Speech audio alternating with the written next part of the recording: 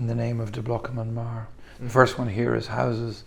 It's nice for me to start with this because if we go through to the first project, the paper is beautiful. The size of it, as you might expect, the font, everything is beautifully laid out. But this set of drawings here is maybe important for me because when I came to first year in architecture school in University College Dublin in 1979, I was just 17 years old, and I hadn't really studied art at school. I wasn't kind of visually literate in that sense. And I remember that SHANE De Blacam was our studio master in first year, and it wasn't that long since he had come back from working in Louis Kahn's office, and he was an extraordinary presence in the studio. But I remember in the first week that we went down to see the pinned up drawings from the commended schemes from this quite famous competition. It's called the Taoiseach's House competition. The Taoiseach in Ireland is the Prime Minister. So it's a house for the Prime Minister in Phoenix Park, which is where the President already has a house. So it's the kind of ceremonial public park in Dublin. And this competition was for a new house to be built in this lovely parkland. And the winners, I think, were Shalliv and Evans. There was one of the earliest Zaha Hadid schemes is in there. So it had one of those competitions, not quite the sort of Chicago Tribune Tower, but one of those competitions at the time that a lot of up-and-coming European architects had entered. And there's a fantastic sense of moment about it. So De Blacam and Maar were runners-up in the competition, and one of the things is that they produced this really extraordinary set of drawings. They're black and white prints of the drawings here. Some of them are pencil drawings, just black and white pencil drawings, the plans and sections and so on. So as a first year student, you would have seen these? I saw them in the exhibition. I remember having a kind of a moment, particularly seeing these coloured pencil drawings. They're published here in black and white, but on the day seeing them, they had a kind of radiance that I've never really forgotten. And for the last 40 years, I've had no access to these drawings, but I remember them so clearly from that day, when you sort of come out of a world where you have no real visual touchstones or references from your own background. And suddenly there's this way of drawing space and way of drawing situations within a building that I found completely captivating. It's kind of stayed with me all of my life, really. And the other thing about the drawings, looking at them now for competition drawings, I mean, there's a full construction detail here for the timber panelling and so on. The sense of them being on one hand, you know, competition scheme drawings, but also being so, you know, builderly in a way. They're actually talking in really sophisticated terms about how the thing would be made. And on this page here on the bottom, you're seeing sheet number 8, which is these very delicate coloured images of what the building would look like in moments. And directly above it on sheet number 7, you're seeing construction details of how that sense that you have in the images is going to be achieved through construction. Maybe that was something that SHANE really taught us all in the first year. And when I talk to colleagues of mine who we started our education together, we're sort of 40 years out now at this stage, we all go back to that sense that he had in the studio that year. And in a way, I often think that architectural teaching is less about kind of imparting information, and it's more about kind of witnessing an idea of the world that you embody through your practice and through your teaching. And as a 17-year-old, you're looking at this guy going, like, what kind of world does he belong to? It's so strange and mysterious, and the way he speaks and the values he has and the things he puts emphasis on. This is something that I felt a great desire to learn. But when you encounter a project, this could have been one of your first encounters with a project in a kind of architectural office sense, where we see it in drawings, we see it in I mean, does that set you on a path of being a very specific kind of architect with specific kind of values? Or? Well, I think there are certain values that were taught to me by Shane in my first year, and again in my fourth year when he taught me there as well. But of course by others in the school also, that in a sense have driven my career as a practicing architect. And some of those are about the integrity of practice, the idea that there's something that architects do that is not like anything that anybody else is doing, that's a discipline unto itself, with its own ways, and its own ways of articulating itself. Shane, for example, would speak very eloquently about what he would describe as the authority of the drawing. And if you imagine looking at this page here, for example, a builder looking at that has an immediate intuition about how much that architect knows. They feel they're in good hands. They feel that they're understood. They feel that the instructions have been well given, and that the person who's made that drawing understands that somebody who's making a building will be referring to that drawing. Does the information fall off the drawing in the right order? You know, does it give you enough visual information to get you a sense of what you will end up with? There's enough detailed technical information about interfaces to understand the processes and procedures, and that you've thought that through. So it's that sense of integrity that the drawing has, and particularly the construction drawing or the working drawing. When we were in UCD, we had something called Technology Studio on Wednesday mornings, and every Wednesday morning, every week, we would sit and do a working drawing. First day of first year, we drew a brick in axonometric and learned how to do an axonometric. And by the time you were in fifth year, you were doing working drawings of your own buildings. And so it was a discipline which was bound into construction, which has stood to me all of my life. And I often say to architects in this office here that if I take out an ordnance survey map, for example, and I'm lost, I don't think it's the map's fault. I know the map is right, I'm just not understanding it. So the map has such authority that I'm questioning myself. I'm never questioning the map. And I think that really good working drawings have that kind of authority and legibility. And that was something that we were taught from the earliest stages. And the seriousness of the discipline, the kind of dignity and seriousness of the discipline, was something that was taught to us through him. Perhaps the responsibility. Yeah. That it was a professional calling, and there was a way of being, there was a way of talking, there was a kind of a measured way that you went about your business that exuded confidence and had a kind of humility, but also an authority. And we were taught that, and in a sense, that's what stayed with me. How are you taught the authority of the drawing? Mostly it's a lived thing. Certainly when we were in first year, we spent the whole first term just copying drawings by some of the great architects. You know, a hardline perspective drawing of an interior by Mies van der Rohe. You would copy it? We would copy it, and I mean, interestingly, 50 of us would produce 50 copies of varying degrees of success. They would be pinned up on the wall, and then they would all be critted in an afternoon, one after the other.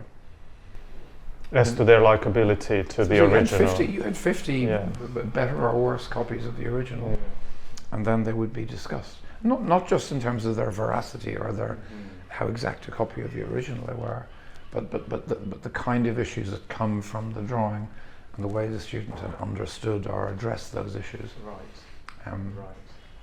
And we looked at drawings by Louis Kahn, by Mies van der Rohe, by Michael Graves, by 18th century silver point and watercolor drawings. And we were taught sort of to think through drawing in that way and to think critically through drawing. So I think that's maybe an interesting something that we could just elaborate on a little bit. The kind of canon, like the drawings that are selected as those that are the ones that should be copied. Did you ever question the selection of drawings or the selection of names, Or do you question them now, or how do you? So there are different questions there. One of them is, as a 17-year-old at that time in the 1970s, did I come in and question why we were doing those drawings rather than others? Probably not. And there was, I think, in the school that I studied in, for at least the first 3 years of my education, there was a very strong emphasis on what they would have called the masters. And they were the obvious kind of heroes of modern architecture. And it was taken for granted that these people were, in a sense, beyond criticism, and that what we had to do was learn from them. That was what my education was like. I think as we grew more confident in our own thinking, and maybe as the school changed over that period of time, that began to change and things were more debated. There was a very good lecture series, which was where every tutor had to stand up and give a lecture about a building of the 20th century that they loved. But it was very enjoyable to see the tutors, you know, getting very, very heated in their disagreement with each other as to what constituted virtue. So you saw that being contested in the space of the school. I think. What were the arguments? I'm wondering. At least, like, what would have been the contested ground, or what would be the? I mean, there were so many different people teaching in the school that there was quite a broad range of approaches. So you had people coming from a very kind of informal, even organic or humanist tradition, who might be interested in doing in very modest housing projects where there's no, in a sense, there's no obvious, what's the way to put it, the form of the thing as a visual experience is not the thing that's being presented, but it's the integrity of their engagement with that community, and it's really grounded in a kind of a humble humanist tradition. While on the other hand, somebody else is presenting Crown Hall, for example. And we had people coming back from Stirling's office, like John Toomey, coming back from Stirling's office in London, talking about the Stats Gallery, in which the whole conversation about the language of architecture becomes disputed and discussed.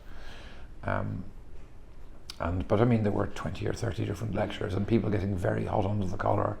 And it was a time of change in architecture where you had the older generation in the school for whom the modern movement had a kind of self-evident, transparent quality that didn't really need to be debated or discussed, that it should be obvious that it was the right way of doing things. And you had another generation coming in for a much more critical mannerist tradition, often people who'd been taught in the kind of tradition of Colin Rowe, and who had worked with Stirling and so on in London, who were coming back, who had a much more kind of, in a sense, in the broadest sense, ironic understanding of the tradition of modernism. So these things are being debated and discussed. Curiously, the idea of precedent became so bound into the notion of the authority of a certain generation of modern masters that it really fell out of favour, particularly in British teaching schools, and was sort of frowned upon as a way of thinking, to the extent that certainly in some of the teaching cultures that I participated in the Bartlett in the 90s and 2000s, there was an underlying inference that students should explore their identity through design, and that the buildings that they designed were marks of their own original authenticity. It didn't produce work of outstanding variety, which you might have expected it to. In a sense, it produced another kind of homogeneity. And the students were mostly without reference, and they didn't have a kind of a literacy to fall back on when they were designing. In these days, you mean in the days of in these London schools in the 90s? Oh, in the London school in the 90s. Yeah. While the education that I had was profoundly related to reference and history and so on. Yeah. And so, if you were going to design a library, you'd look at all the libraries that anybody knew about and ask yourself, how was this designed? How did Aalto design a library? How did Cannes design a library? How did the great sort of Labrouste or someone like that? We would look at all of their libraries and we would pin them up on the wall and we would discuss them before we would start to design. And then the conversation would be about how do you take lessons from those libraries without necessarily just directly imitating them. So the creative process was founded in memory and literacy and knowledge of an existing order. Now, the difficulty you have, and maybe it's become a much more political conversation in schools of architecture in the last decade or so, is questioning about who established that canon and what authority does it really have, and who are the people who lay outside that canon, and is the idea of having a canon a sort of coercive thing. But I think it's kind of problematic on both sides in that the canon that was established for me in first year was deemed to be self-evident and you needed no more than that. But if I see students who are operating completely outside it and are so skeptical about the authority of the past that they dispose with it, they're left with very few imaginative resources to fall back on.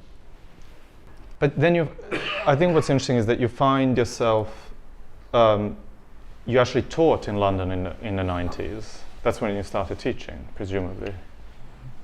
So then you find yourself in an environment where the values have shifted.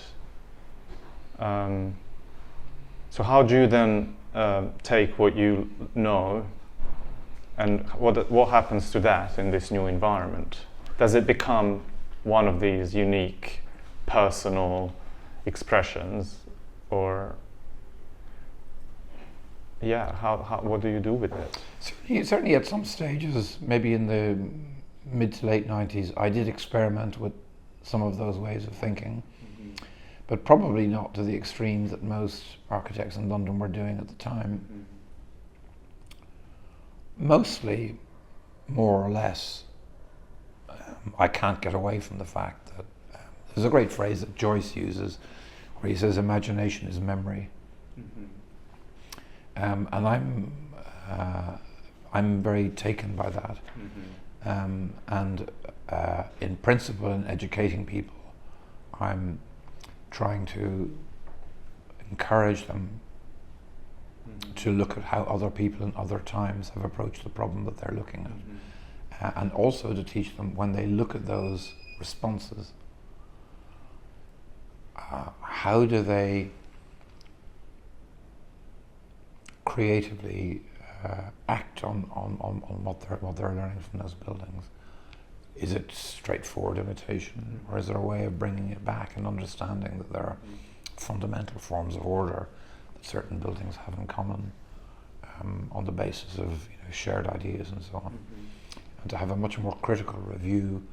And also, one of the things I'm teaching at the moment, for example, with degree students, is to look at buildings from other times and to ask yourself what worlds the architects who designed those buildings were coming out of. Explore what their clients were like, what material resources were available, what values that they had internalized that they would have taken for granted that we certainly wouldn't take for granted now. And to understand them as being creatures of their situation in that time, and to understand the difference between their situation and ours, so that you can see what can be taken and what must be left in all of those projects. And to me, that ruminative, critical process is an extremely important part of design. To the extent that I would say that the idea of architecture having its origin in the subjectivity of the architect, I find that a very problematic concept. And it's something that has been taught extensively in British schools, for example. But I would find it a very problematic concept. And I would like to think much more about architects, in a sense, the design process as being like making a tapestry or a weave or something where you're borrowing back and forward. And the integrity with which you borrow back and forward, taking things from the past and carrying them forward leaving stitches and loops open for the future so that what you've done can be carried forward and reinterpreted. For me, that sense of architecture being a performance in time rather than the creation of a unique artifact. And a conversation of sorts. Across time. Yes, across time. And when did you realize that? Did you at this, presumably at this point you didn't quite realize that this work was in conversation with Kahn and other, like, you know, Frank Lloyd Wright or something like that. But you know, if that work is in conversation with Kahn was in conversation with Frank Lloyd Wright. He's taught by Paul Cray, who's coming from the Beaux-Arts tradition. So the loam out of which Kahn's work is already, you know, I'm mixing my metaphors here, but the tapestry that he's borrowing forward is one that we can recognize and see, and we can situate his creativity within that context. It does nothing to diminish his creativity to see the architectural context out of which it comes, or to see how other people have borrowed forward from his work. To me, that's architecture is a work of continuity. But did you ever rebel? You know, did you ever see something and wanted to reject it? Because there's probably also some value in rejecting something and trying to maybe do something else or something different. Well, one of the things that I found out when I was in University College Dublin, I was taught by Robin Walker, who was one of the partners, and Scott Tallon Walker, who were one of the most important interpreters of Mies's work in Europe, I would say. I mean, their buildings from the 60s and 70s are unbelievable. And Robin had been to Chicago. I don't think he'd worked with or been taught by Mies, but he was taught by Hilbersheimer in Chicago. But he worshipped the ground under which Mies walked. And when he taught you how to do it the way that Mies did it. And finding the most exacting and penetrating interpretation of Mies's principles was a lifetime's work. And I went and worked in Scott Tallon Walker after I graduated and was there for a few years. And I realized that it was one of those things, it was like a kind of a faith system or something, that you had to either entirely accept it or else you had to reject it. But you couldn't nibble at the edges of it because it was such an apparently coherent system. So at that time I completely rejected it and went away and conducted all sorts of other experiments in my development. I suppose one of the things I came back to 20 years later or 15 years later was to begin to think more critically and in a more understanding way about the traditions that Mies came out of. So rather than looking at Mies, I found myself looking much more at the people who Mies would have been looking at. Schinkel, for example. Understanding people like Rudolf Schwarz, who were very bound into Mies. Understanding the impact of Gottfried Semper's thinking on German architecture generally. And then actually being able to see Mies again in a different way. So it's that much more kind of critical and creative way of, I think at the time that I rejected Mies, I was an acolyte. I was only a disciple. I only had the imaginative resources to do that or to reject it. But when I came back to it as a more mature architect, I was able to actually understand the philosophical ideas that were driving that work at a deeper level, and then sort of bring these things forward in different ways. And I'm just curious, did you reject a detail? Or did you reject some more a kind of dogmatic, philosophical aspect of Mies's philosophy? Well, I mean, Mies is only, in a way, in his pronouncements, he's only apparently dogmatic. I mean, he's much more fluid as a thinker than you would give him credit for.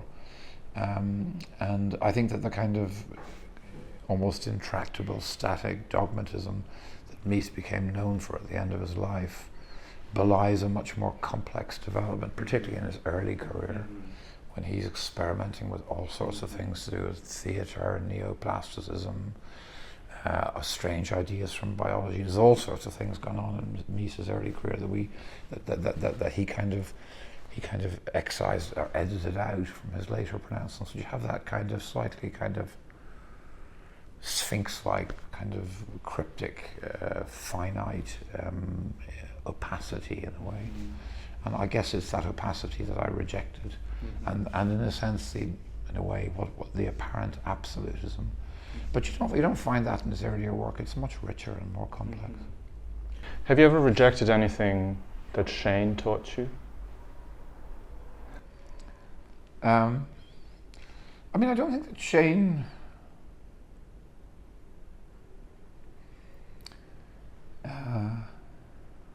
I think for me, Shane was almost more an ethical influence than anything else. That he stood for an idea of what an architect was. He stood for the dignity of the architect as a profession, and I wouldn't want to reject that in a way.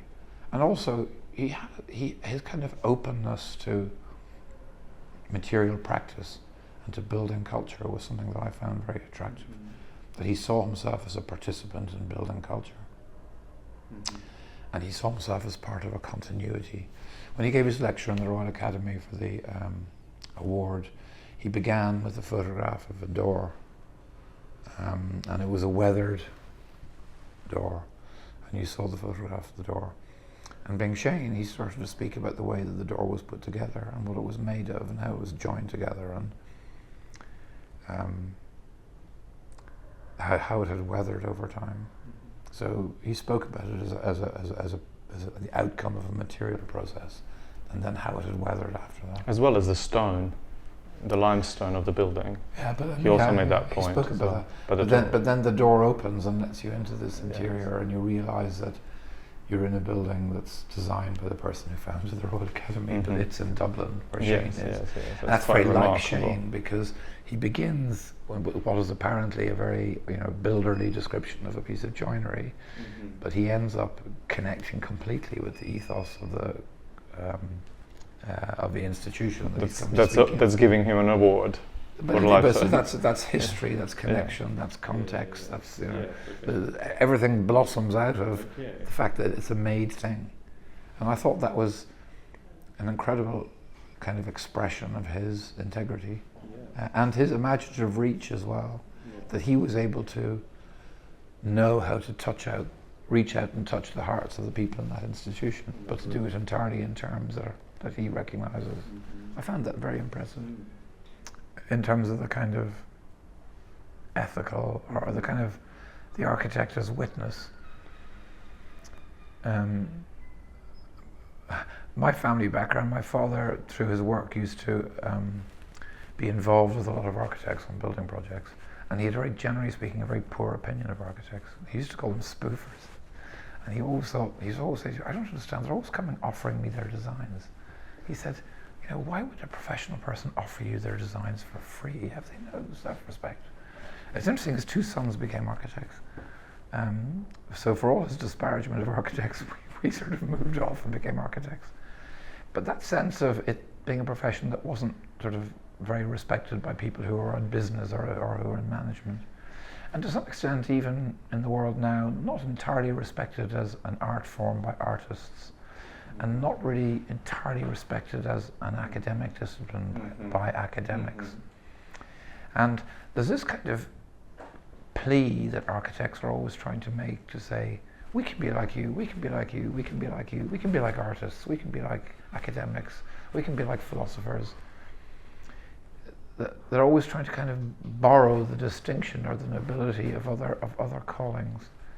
And they think that, and we operate in a culture where very often we're not really that respected for what we do. I mean, at some level there's respect, but not in the way that other disciplines might be. And I see it in my day-to-day work in the UK all the time, that for many of my clients who are often cultural institutions, the architect is kind of, he's a service, or he or she's a service provider. They could be project managers, they could be M&E engineers. They're just architects, that's what they are. Get on, do your job, that's it.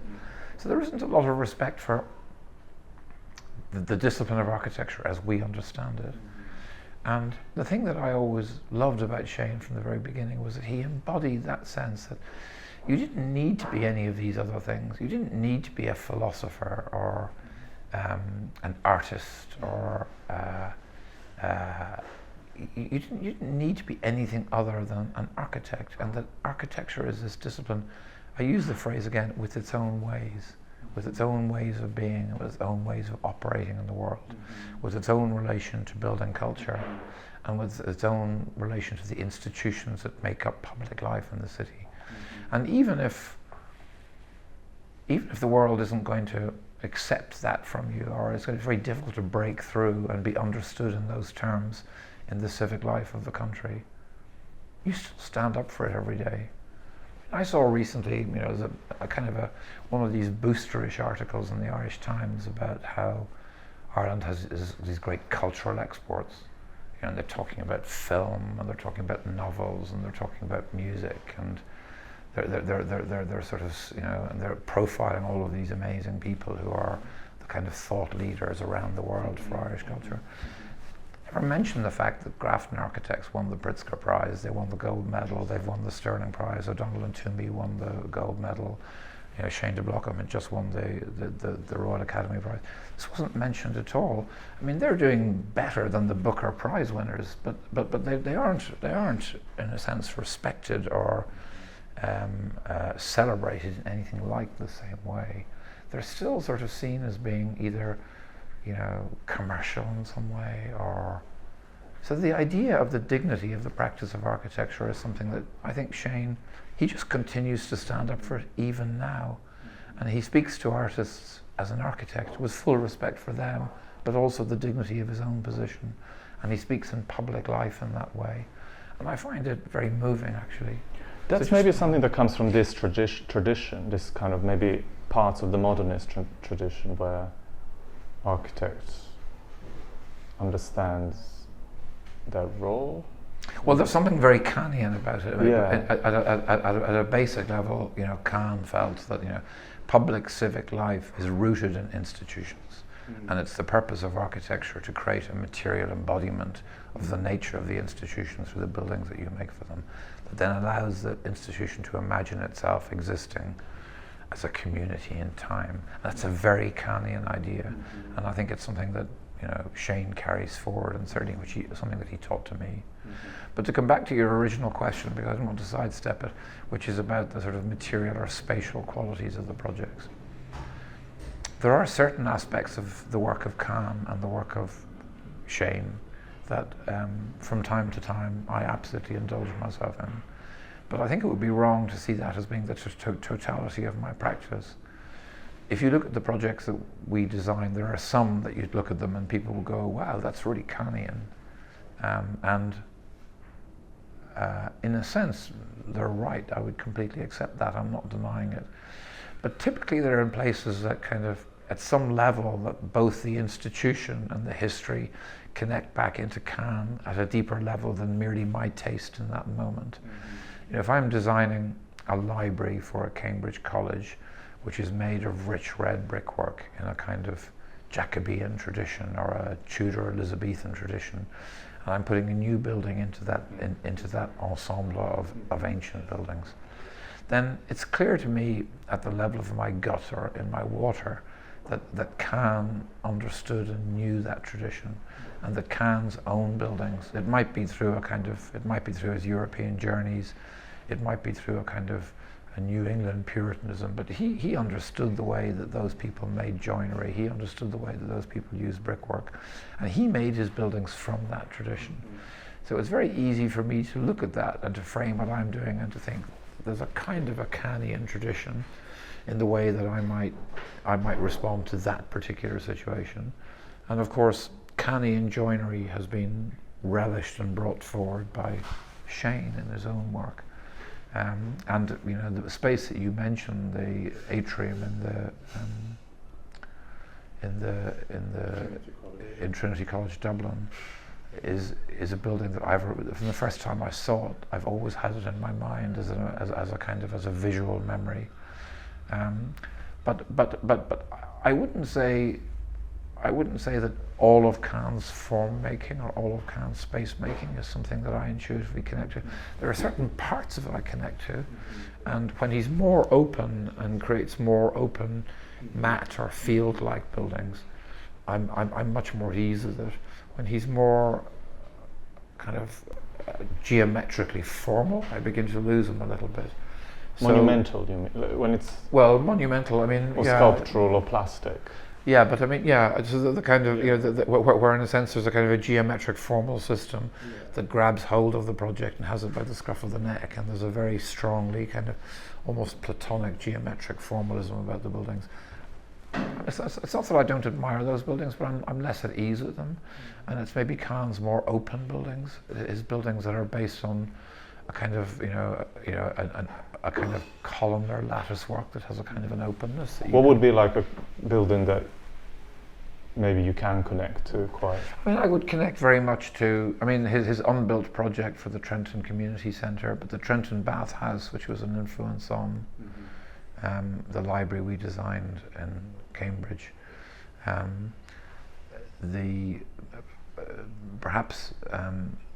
There's a kind of an openness that the Kimball has, for example, that although it's got barrel vaults and a column structure, you can almost wander through it like it has a kind of it has an open spatial structure when you're within it. Yeah.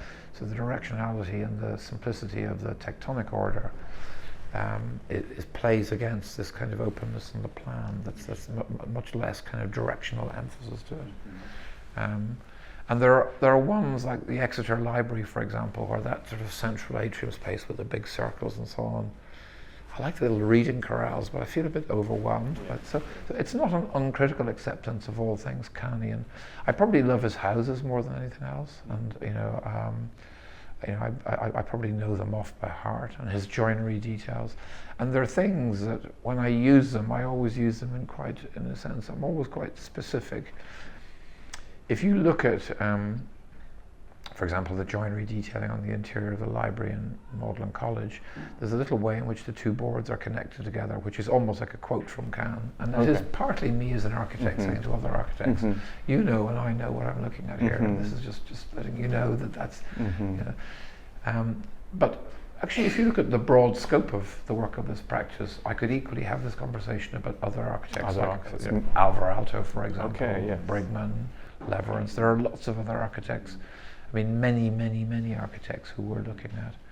And to me, it isn't so much that, I would see myself as being a disciple of Cannes at this stage.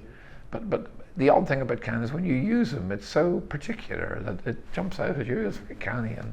When you do it, it's immediately very Cannian. And there are certain modes of composition and certain ways of thinking about detailing and making bits of elevation and so on that are very Cannian in our work. But the library at Magdalene, which is maybe the one that's seen as being the most Cannian, is influenced just as much by Herzberger. I mean, before I had Cannes in mind, I had the Central Bahir building by Herzberger and the way in which the grid of that is organized. That was the kind of embodied spatial memory I had of that building. But of course that's very close to Cannes in some ways. I mean, we did talk a little bit about that grid in our previous conversation. I guess what's interesting to me as part of this project where I am exploring this notion of influence within the profession, I know you said it in the 90s and maybe early 2000s, there's been this kind of school of thoughts developed that we all need to be it's actually a postmodernist. It's very much a postmodernist approach. The kind of individuality has to come out. And in some way, I would say that even in postmodernism, where, let's say, the individuality was of these buildings that are being built was the kind of, their greatest value, it was interesting that there were still references, right? But they were subverted. And so in some way I would make maybe either a contrasting argument or more of a general argument that in a way our profession has quite a healthy relationship with influences. I think, poets are always in this kind of difficult relationship with their influences. artists often don't even want to talk about other artists that have influenced their work.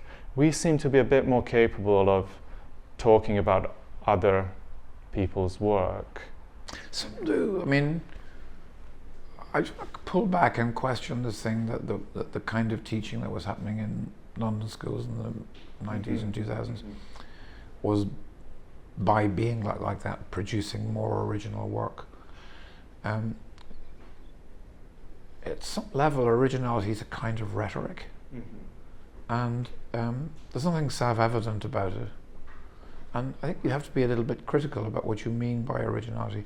On a very superficial level, I have attended as an examiner and a visiting critic more crits than I care to imagine for units that are teaching in schools in London, where, I mean, I'll caricature it a little bit, but the student, you know, goes out into the landscape and has some kind of personal observation or some personal moment, which is then brought back, and through a series of translations, you know, they hear a dog barking in a park or something, and through a series of translations, the next thing is it becomes a plan of a building.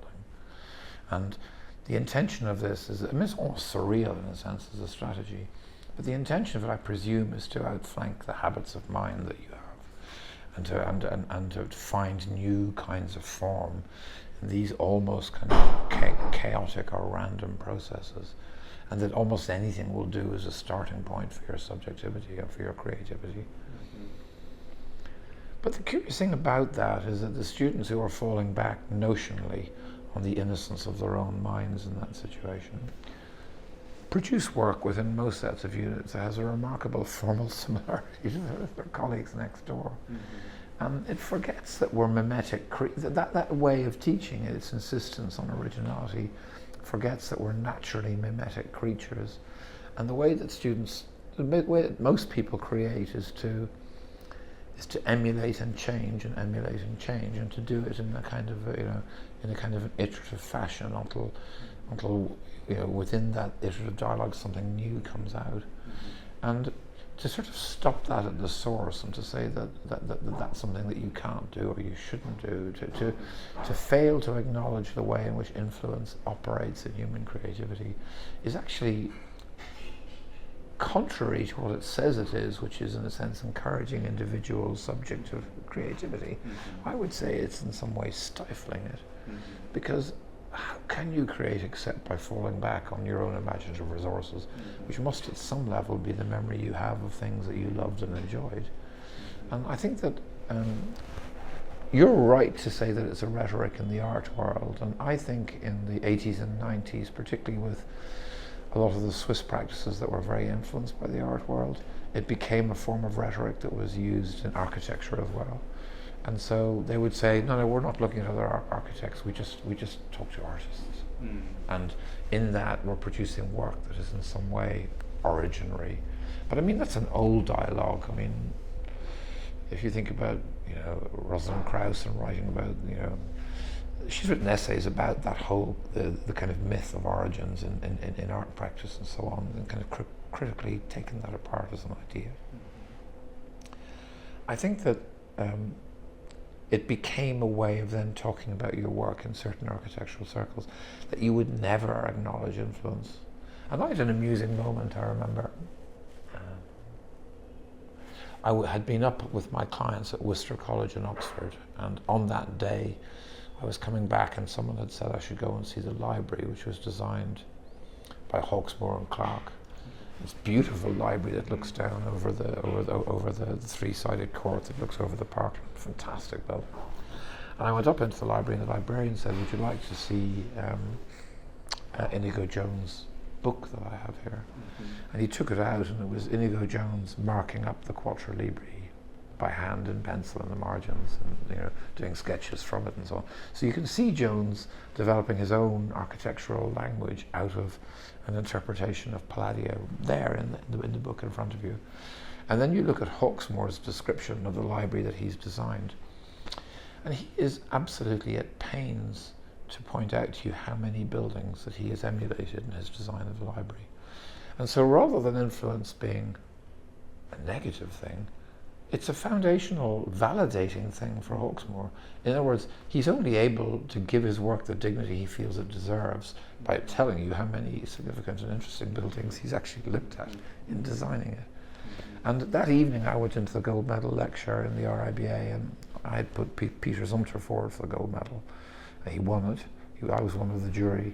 The question I asked him at the end of his lecture was that he had never mentioned any other architect in his description of his work. He doesn't, yeah. He absolutely had not mentioned another architect. Yes. And he had fallen back, even in his writing, on childhood experiences and the door handle. Yes. No, he doesn't mention other architects. The smell of wax on the floor. And I said to him that, you know, when I visit his buildings, one of the things I enjoy is feeling their connection to other architects that I know. And why is it that that's not something that he discusses? And I had to ask him 3 times because he just kept knocking the question back at me. And he got a little bit irritated. He went, I'm not talking about that. That's not what I do. You know, these ideas, they come from my own experience. He really did not want to talk about that subject. And he didn't. He never gave you any other. He never gave me anything. And but I thought that was very enjoyable because, in a way, I'm not being critical of one person or another. Here are 2 extremely gifted architects working, making extraordinary pieces of architecture which have fantastic sort of synthetic control of their own design language. Both of them more or less must be looking at other architects, but one of them is absolutely insisting on giving you every single architect he's ever looked at, and one of them is absolutely insisting on not giving you any architects they've ever looked at. But any practicing architect is looking at both of them and knowing that that's what we do. We create out of what we know. And you know, if we're ambitious, we learn more and more. We know more and more, so we've more material to create out of. I mean, it might be that there is somebody who's just sitting in a hut in the mountains, creating completely original work out of the innocence of their mind. But instinctively, in my gut, I don't believe it. I don't believe in that. I don't believe in that rhetoric. Might be worth asking them: is there someone you like? Well, maybe the thing to do is to let them, I mean, if they don't want to answer the question, it's part of their position, and one shouldn't be critical of their position as such. It's just that, obviously for me, I mean, one of the architects who I look at very regularly is Peter Zumthor. I'm very interested in his work. I'm very interested in the way he details things and makes things and his material practice. And so I would happily and, you know, be proud to acknowledge his influence on my work. But it's interesting for me that for reasons that have got to do with the milieu that he comes out of, that he would not want to do the same thing to somebody else's work. So this issue of influence, I think, is often staged at a level of, there is, you know, Harold Bloom talks about the anxiety of influence. I mean, I find that a slightly neurotic essay in some ways. Isn't there a way of thinking about it and accepting it as being that we are fundamentally mimetic creatures, and we invent by creatively imitating, and the question is, with what level of integrity did you manage to bring certain things together and create something that we haven't seen before out of those sources? And you know, even if it's not something you haven't seen before, is that better or worse? You know, that idea of it being original is quite a, I mean, it's a rhetorical idea. Absolutely. Neil, is there something you can tell me about this sense that ideas have been traveling from America to Dublin to London? I'm also interested in maybe, let's say Shane has gone from Dublin to America, came back to Dublin, and you know, probably occasionally came to London, but his student, like yourself, came to London. So there is a certain also geographical series of connections, conversations, and I just wonder if you could give me a little bit a sort of reflection on how that either manifests in the work. You know, I was talking to David Porter recently, who was the head of Glasgow School of Architecture, and he was telling me that there was a period where there was a lot of exchange between Dublin and London, and there still is. But I just wanted to maybe to explore this with you a little bit. Anyway, this connection between London, Dublin, US. I mean, there's a few centers in the US, and you know, how does that either manifest Does that maybe define a certain culture? Do you see that as a kind of as a line or not? I mean, the first thing to understand is that Dublin is quite a small place on a small island on the periphery of Europe, and there's I mean, in the past it was often driven by people left Ireland sometimes for economic reasons, sometimes because in previous generations it had been quite a stifling culture, and sometimes just because it's a small place and they wanted to go and see a bigger world. I would be generalizing too much to say that there was a generation who were older, who were more inclined to go to America in the 60s and 70s. So you had Andy Devan, who went to Taliesin and studied with Frank Lloyd Wright, and brought back the kind of gospel of Frank Lloyd Wright to Ireland. You had Robin Walker, who was in Chicago around the world of Mies and Hilbersheimer, and brought that back with a kind of ferocity. You had Cathal O'Neill, who was professor of the School of Architecture in Dublin, who studied with Mies and worked in Mies's office and was sort of dragged back from Mies's office to run the school in Dublin. And you had Shane, who was coming back from Cannes' office, for example. And they were bringing back the sort of the kind of American way of working, and it was, and there was a huge influence on. It's a small world. Dublin architectural culture is quite a small world, and that was a huge influence. And it's very much centered around the UCD. In UCD particularly, yeah, I think so. I can't say exclusively. I knew less. The other school, I think it's called DIT now. It used to be called Bolton Street. I knew less about that, but it seemed as though their influence was more local. Fewer people who had gone away and had that experience and come back. But I might be wrong about that. But when I was taught, there were two people who'd been taught by Cannes who were teaching me. There were two people who'd been in Mies's world. And Grafton at the time, although they hadn't travelled, Grafton architects were devoted to Corbusier. He was their lodestar. And they used to be called the Corb Squad when I was a student. So that was the school that I came into. And I think the thing that, in a sense, disrupted that, it was a kind of something that had happened that then came back. In the early 70s, the School of Architecture in Dublin had sort of run out of road in terms of its performance, with a rather weak professor. And they brought Cathal back to be head of school, but also they brought in something through Ivor Smith called the Flying Squad or something like that, who were mostly London-based architects, some Dutch architects as well, but international practitioners to sort of lift the standard of the school. And they would jet in every week and stay over on Thursday and Friday and socialise with the students, and they built up a real culture in the school that students were excited by. And it's obvious to me that people like Sheila O'Donnell and John Toomey would have gone to London probably because they were being taught by Ed Jones or Fenella Dixon at the time, who were telling them how there's this world in London that you need to go to. And Sheila went off and studied a master's in the RCA, and John went off and worked in Stirling's office. And so when I was a student in my third year, they came back, and they were, in a sense, inculcated into a completely different tradition from the kind of older school of American-influenced architects. They were still carrying forward the American version of the modernist tradition, while the ones who were coming back from Stirling's office were interested in that sort of British, European, Berlin school, also Rossi, and that sort of tradition of the 1970s about the reinterrogation of the European city. Ornament. Well, I mean, ornament event. wasn't in a sense a thing in itself then. I think it would I would probably steer away from that as being a thing. Yeah. I mean, Stirling kind of used the sort of rhetoric of the modernist avant-garde in the 20s as a kind of parody.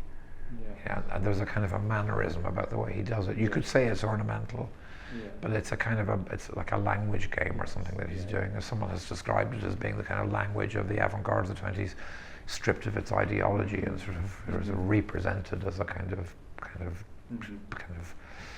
a form of play or a game or something. So it was that was a kind of manner tradition, but there was also kind of an earnest neoclassicism that came back with them as well, which was part of the International Building Exhibition from Berlin at the time, the Kriers, all of that world they brought back. And these cultures were contested and interacted in the school during the period of time that I was there. So there was a kind of switch from an American perspective through to a more London-centered perspective, where the ideas were coming from, in a sense, or a European perspective. Yeah, is there something then within the sort of Irish condition that kind of requires you to leave Ireland and then come back? I actually just now remembered as you were speaking that there was a line in Joyce's Dubliners where a character tells to another character that they must go. Well, this is the great Joycean position that you emigrate in order to forge the conscience of your country from a distance. And he has this phrase about silence, exile and cunning and so on. So that's in a tradition of Irish emigration. So for people who don't know the history of Ireland, you know, there was a time when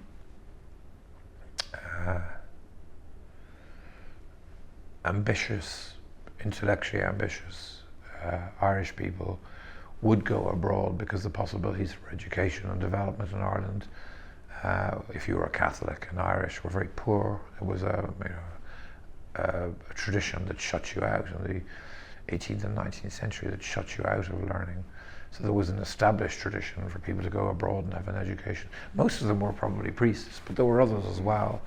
And that sense of emigration, it was a colonized country. There was relatively little opportunity for the colonized to develop themselves in their own way. So they tended to connect to Europe and to feel this very strong affiliation with Europe, which you can see today in Ireland's kind of dedication to the European community and so on. But it's a way of getting away from that big brother next door who can be very overbearing. But also that's maybe the same way we could read that connection to London, we could also read a connection to Paris. Exactly. That there was a strong connection there. And the thing to do is, some of it was an imaginative journey to go away and to find yourself in a more stimulating milieu, for sure. A lot of it was just raw, people who were economic migrants who had to get out because there was nothing for them there. And so there was a huge emptying out of the country. And to some extent, Ireland, even after independence, and for a lot of the 20th century, held this idea of itself as a kind of perfect and remote place full of virtuous citizens on the basis of the fact that anybody who wanted not to be virtuous or to think or to be outside the box just left, and it exported half its population. I mean, the people were just going away and away and away. And that lasted well until, it was only really in the late 50s and the early 60s that the government turned around and started really, developing secondary education, developing university education, and creating the foundations for a culture that could sustain itself economically and imaginatively. And of course, in doing so and bringing in television and everything else, it brought in modernism, in all the social modernism in all its forms, which probably then brought about the collapse of the sort of power that the church had in the country and so on. So Ireland has rapidly become a much more liberal, socially liberal country, much more economically assertive country. Also liberal. It's now very large net immigration, and so in a sense it's been a kind of it's kind of the kind of darling of liberal Europe in the last few years. It doesn't mean that people aren't still leaving, because in a sense leaving It did slow down a bit, but if you're in a small place, leaving is partly just about going away and experiencing somewhere else. And one of the great virtues of people who left and then came back, like for example SHANE de Blacam, or like John Toomey and Sheila O'Donnell, or like John Marr, Robin Walker, is that they came back with ideas from elsewhere which they used to invigorate the culture. And in a small insular society, that's very important. That's important, yeah. How do you see your relationship to Ireland? It's a complex question. Or what, yeah. I mean, I suppose I'm somebody who left Ireland in the mid-1980s and made a life for myself in London. I didn't look back over my shoulder consciously that much and established myself in a sense as an architect practicing in London in the UK. And from time to time I did buildings in Ireland, and I was, you know, well supported and enjoyed doing those buildings, and I've done good pieces of architecture in Ireland. But I don't see myself as being part of the Irish architectural scene. And having been away, I mean, I'm back in Ireland more now, but I still feel as though I'm somebody who's, you know, left and come back and isn't instinctively completely immersed in or part of that culture. I feel a distance between myself and that culture, which is not an uncomfortable distance, but having been away for more than half my life, I feel like I'm coming back and the place is so changed.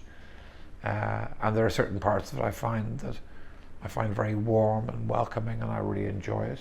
But at the same time, my experiences of having lived abroad for a long time have probably changed me to the extent that I'm not just clicking back into how I was when I left. It's funny, now that I'm back there a bit more, there's a question that Dublin architects ask me all the time, with good humour, and they're quoting because a number of them have done it, and it's kind of ironic and good humoured, but it's also a question, and it's very Irish. Also a poke. It's very Irish. They say, "Are you back or what?" And it's like, it's kind of. It's questioning your status there, and something. Are you going to come back in here and be an operator in this scene? Or are you visiting? Or it feels like a scene. I have never been to Ireland, and I'm going next week for the first time. And from all the research I've done, that's why I was hinting earlier at UCD being a center of this culture, let's say. But it does feel, I mean, firstly, perhaps it's a small scene, let's call it, but then it feels like a scene. There are a number of substantial third-level institutions, even in Dublin, and there are good schools of architecture in different parts of the country. There's at least 2 very good ones in Dublin. There's one down in Waterford, there's one in Cork, there's one in Limerick, obviously in Belfast. So there are a number of schools of architecture, but it's still quite a small world. It's a small country. And I think that it naturally is quite a tight and small scene. For me, I'm just someone who, one of the things I liked coming to London for is that it allows you to be at a tangent a little bit. I'm not somebody who instinctively likes belonging to scenes. I don't really like kind of forming a scene. I don't want to have a school built, a school of thinking built around my thinking. I don't want to subscribe to somebody else's thinking. It's not really how I set out my stall. I quite like, being at a tangent, and that's just in my nature. And Neil, I think I think it's really important that I ask you this. But if we talk about this notion of influence and this notion of you learning or taking things, and then or your teacher coming from, let's say in the case of SHANE de Blacam, coming from both being taught by Khan and also worked in his practice, and then somehow transferring that knowledge over to you.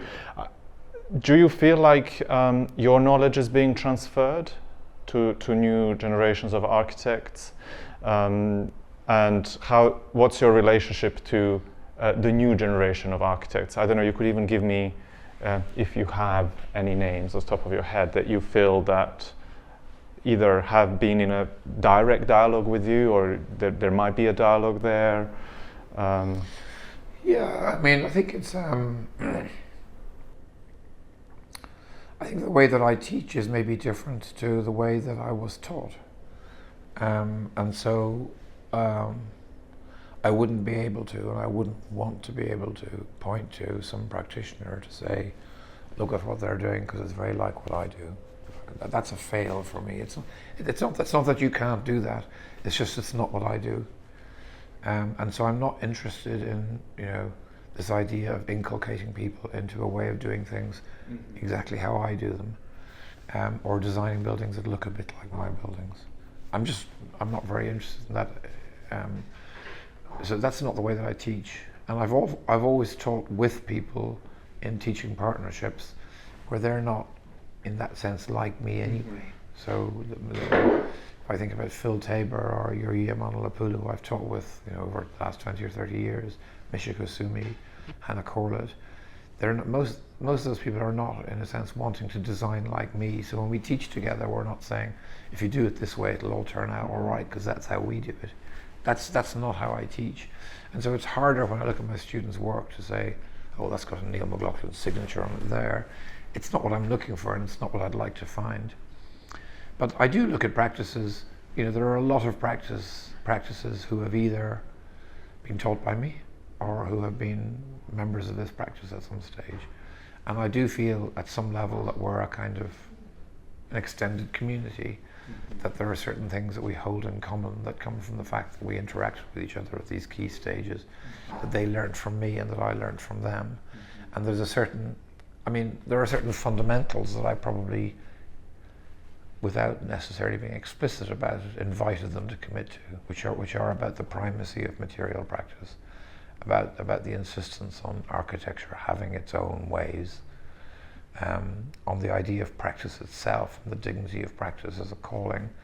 These are things that Shane taught me that I teach, and that if you look at people whose offices, who either studied with me or worked with me, I look at their work and, you know, I think they have that, and I can feel that, rather than that they've done that bit of joinery the way I do it, or that their building looks a bit like mine. Yeah. There are practices who very obviously emulate our work, but they're not necessarily people who I've taught. They just, I can see, gosh, look, they're doing something that looks very similar to something I did a few years ago.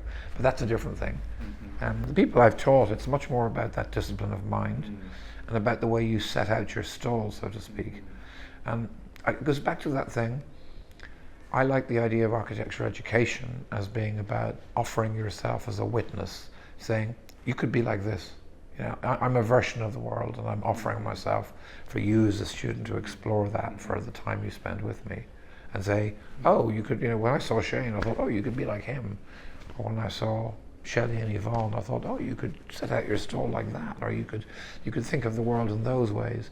And what you actually do is, it's a patchwork of those acts of embodiment and witness that you put together to create your identity as an architect.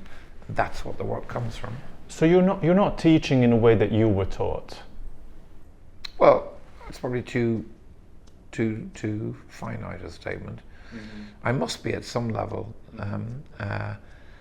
but I wouldn't be saying, you know, when Robin Walker taught me, we would sit down and he would say, well, which building of Mies will we start with here? You know, and what can we do? What minor amendments can we make to that Miesian building to make it more suitable to the context that we're dealing with here? I don't teach like that. And I don't explicitly ask people to sort of copy or to emulate other work. Well, not that my tutors did, but the thing that I'm more persuaded by as I teach now, as I'm getting older, is this thing about the critical use of reference and building literacy, one. The integrity of an understanding of detailing and material practice as being foundational, fundamental to architecture, and a sense of the way you see your role as an architect and the way that you synthesize ideas through your role as an architect.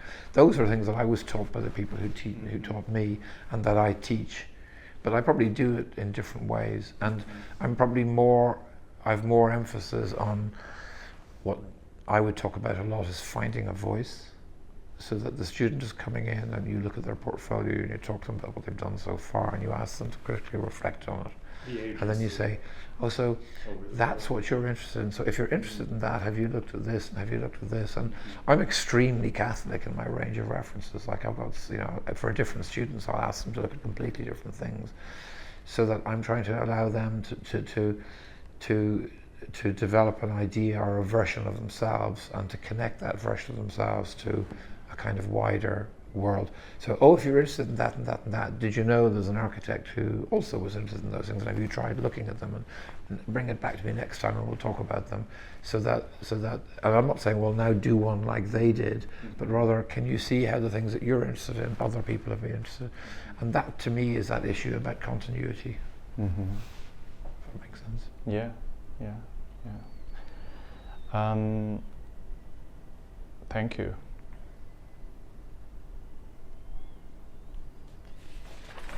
I think that could we quickly look at? I was just thinking of I was thinking about Mary Duggan. Do you know the architect, Mary Duggan? Yes. She's a very good architect. Of course. I taught her for 2 years. Oh, you did?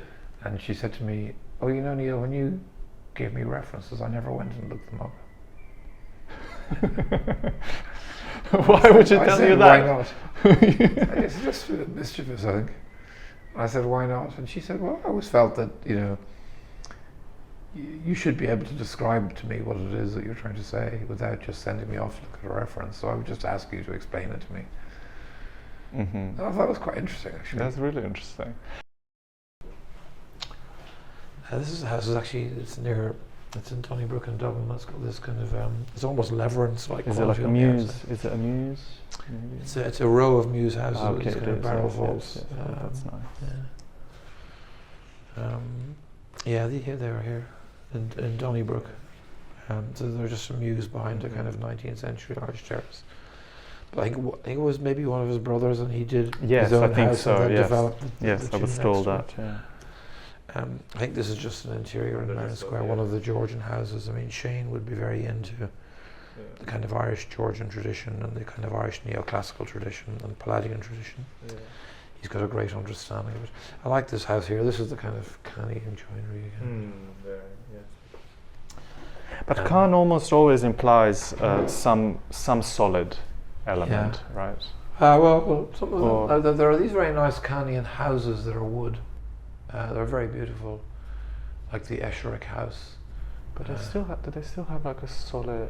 He tends to. There's something that we were taught to do in first year was based on the salt box house tradition, where there's a brick chimney and then a timber frame around it. There's this kind of New England Puritan houses, which I think is a big influence on Cannes.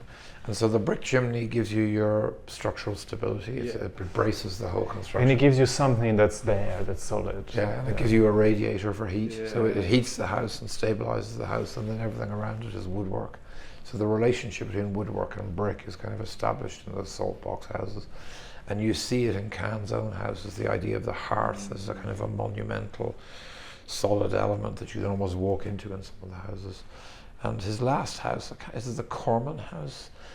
It's a timber building, but it's framed like these 4 bedposts on a 4-poster bed, these 4 big chimneys, these brick chimneys.